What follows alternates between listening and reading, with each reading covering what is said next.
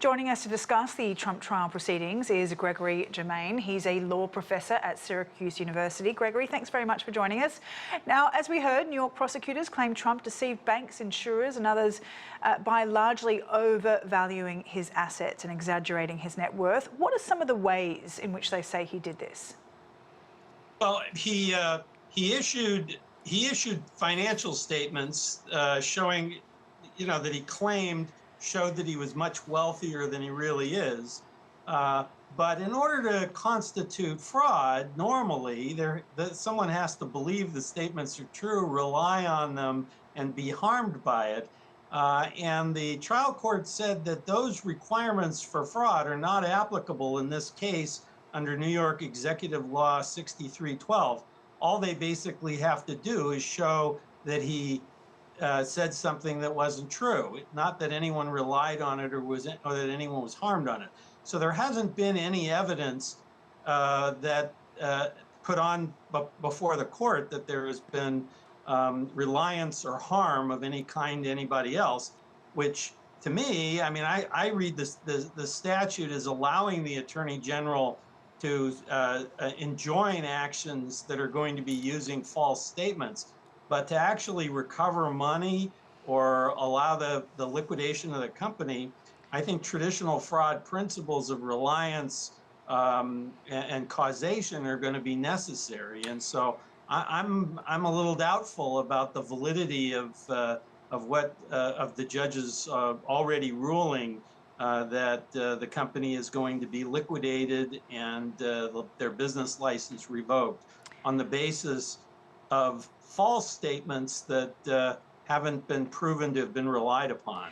Trump claims this case is an attempt to hurt him in an election, but the investigation into these claims began 4.5 years ago over Michael Cohen. We know he went to the public with the Trump Organization's accounting practices. Is the timing of Trump appearing in court coherent with that, or is it fair to question that this might be political?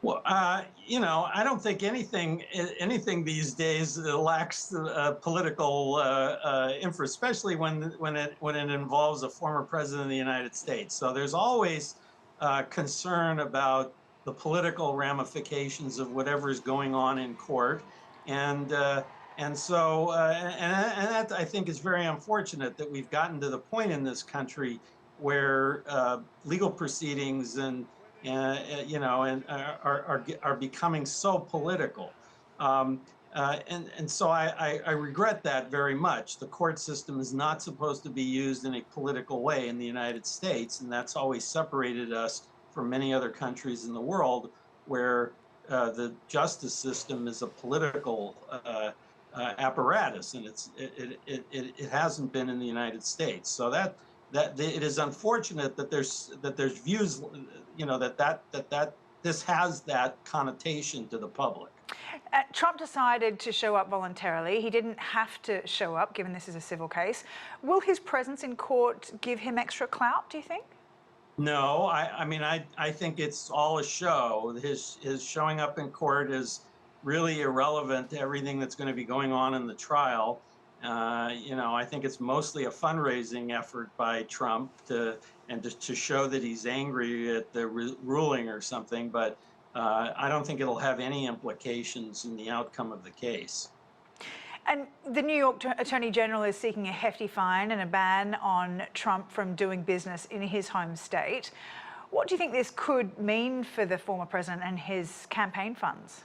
Well, just to clarify, the judge has already decided that his business license in New York is going to be revoked, and has already appointed, or has said that we are going to appoint a receiver to take over and liquidate the businesses. So that has already happened and isn't subject to this trial. This trial is only about whether he has to pay disgorgement, which is that he's been unjustly enriched through the use of these fraudulent statements, something I think is difficult to prove when there's no evidence that the sophisticated businesses he provided this stuff to believed that it was true or relied on it.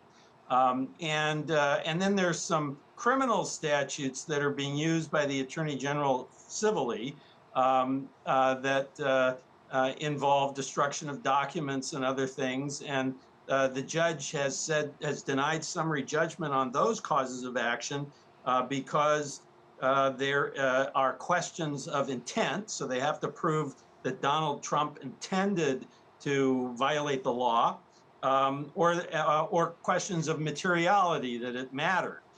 With respect to this New York Executive Law 6312, the court said it doesn't matter whether it's material, it doesn't matter whether there was intent, and it doesn't matter whether anybody relied on it. And I think those are issues that are going to have to be dealt with by an appellate court. All right, we'll leave it there. Appreciate your time. Gregory Germain, law professor at Syracuse University.